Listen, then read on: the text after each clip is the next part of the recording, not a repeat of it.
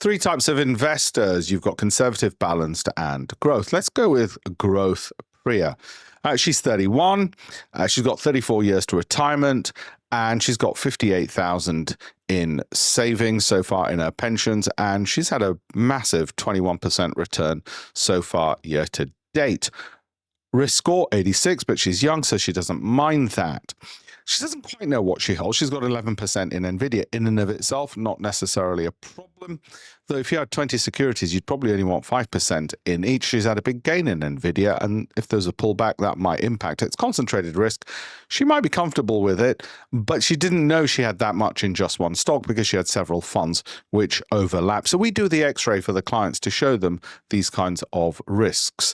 Fee drag, well, this is where she's really getting stuffed. Over the next 20 years, and she's got longer than that to go, she's going to get hit by about £116,000 in fees.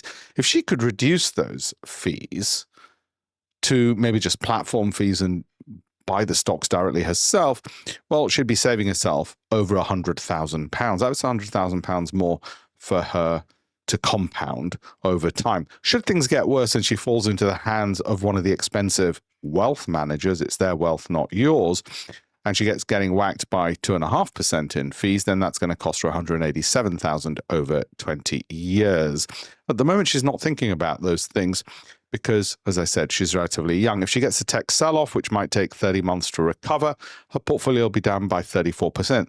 That's going to hurt her because she wasn't told that.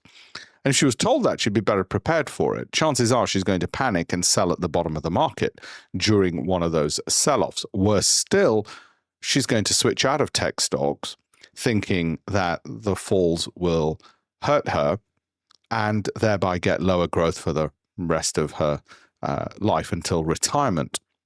And so again, it's going to hurt, which is why we're so very keen on educating students so that they don't make mistakes out of ignorance. And that's why we handhold them. UK recession, overexposure to the UK, 24 months to recover. It's going to hit a portfolio by another 22%. Inflation shock, that rises to 4%, and you're down 17% on there.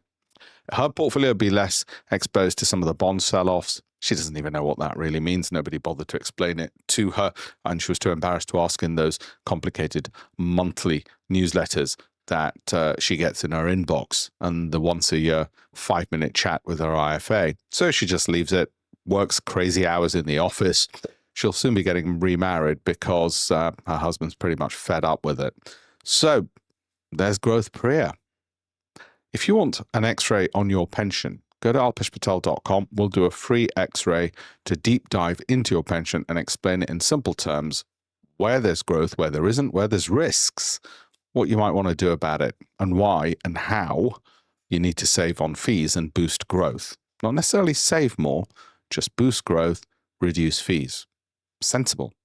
alpeshpatel.com.